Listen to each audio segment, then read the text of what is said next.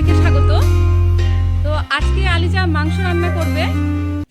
নিয়ে নিচ্ছে আলিজার জন্য একটু মাংস। যে এই বাটিটা দেখতে পাচ্ছেন, এটা আলিজা রান্না করবে, তো নিয়ে নিলাম সেটা। কড়াই বসিয়ে দিয়েছে আলিজা, পেঁয়াজটা ভাজছে।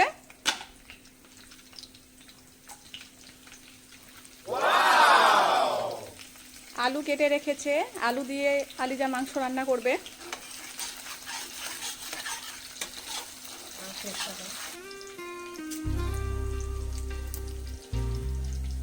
তেজপাতা দিয়ে দিল।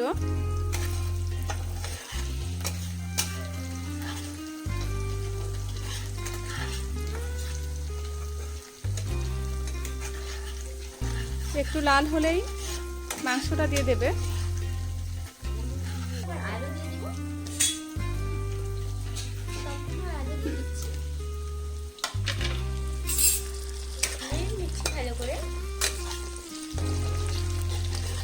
পেঁয়াজটা আমি অল্প লাল করে তারপরে কিন্তু আলু দিয়েছি।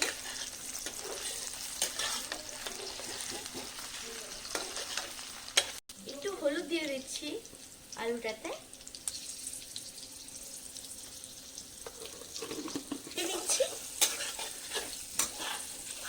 আমরা এই জন্য না দিই, যেন হলুদটা কিন্তু ভালো করে মিক্স হয়ে যাবে আলুর সাথে, আর মিক্স হয়ে গেলে কিন্তু দারুণ লাগবে খেতে।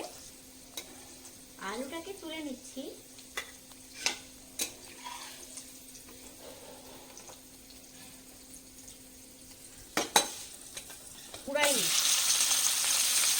মাংসটা দিয়ে দিয়েছি, নেড়ে দিচ্ছি। তারপরে পুরো তেল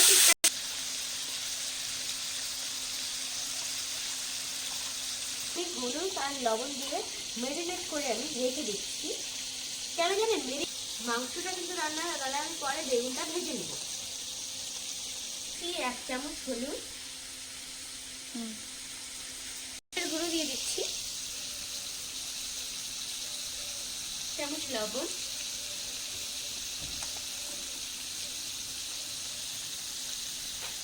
আদা রসুনের পেস্ট। এটা কিন্তু আদা রসুন আর জিরে বাটার পেস্ট হয়।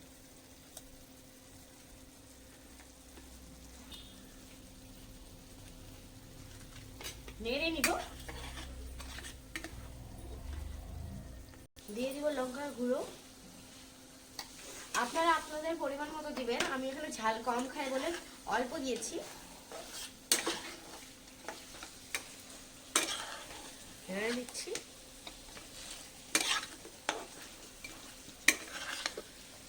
কেটে নিব, কুচি কুচি করে কেটে নিব।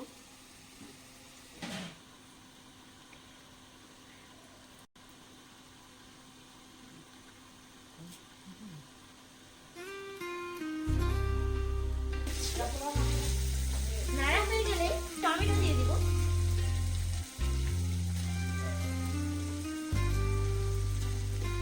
টমেটো দিলে কিন্তু স্বাদটা মাংসর ভালো আসে।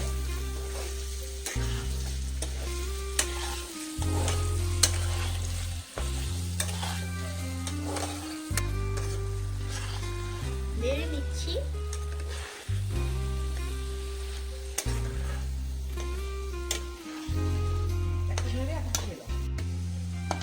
মাংসটাকে নেড়ে নিব।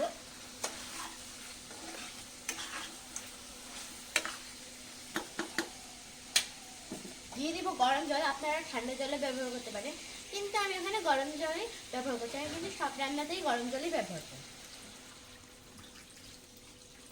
জল দিয়ে দিচ্ছি, ঢাকনা চাপা দিয়ে দিব। বুঝলাম জলটা ফুটে গেছে। এবার দিয়ে দিচ্ছি আলু।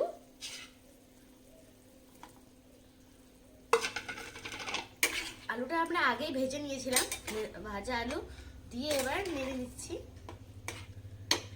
নেড়ে এবার আমরা গ্যাসের ফ্লেমটা হাই করে দিচ্ছি। একদম হাই রাখতে হবে কিন্তু এই সময়টাতে। হাই রাখার পর এবার আমি ঢাকনা চাপা দিয়ে দিচ্ছি। এই যে ততক্ষণ ওটা ভালো করে সিদ্ধ হয়ে যাবে। এবার আমি ব্রকলি আর আলু কেটে নিচ্ছি। এটাকে কেটে নিচ্ছি।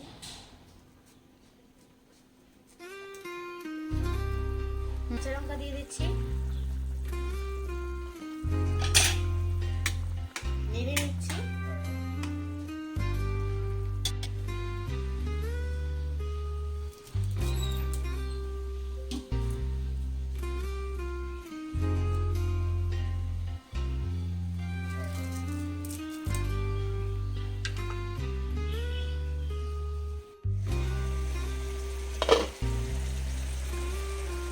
মাংসগুলো সিদ্ধ হয়ে গেছে, কুচি করে কেটে রাখা ধনের পাতা দিয়ে দিচ্ছি,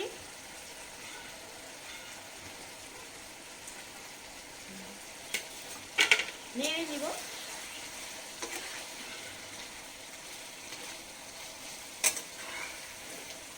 অপূর্ব স্যান্ড বেড়েছে কিন্তু, কিছুক্ষণ ঢাকনা চাপা দিয়ে দিব।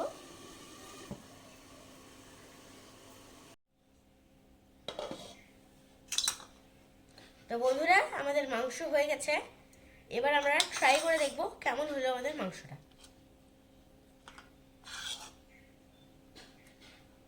পোলাও নিয়ে বসে পড়েছি, এই যে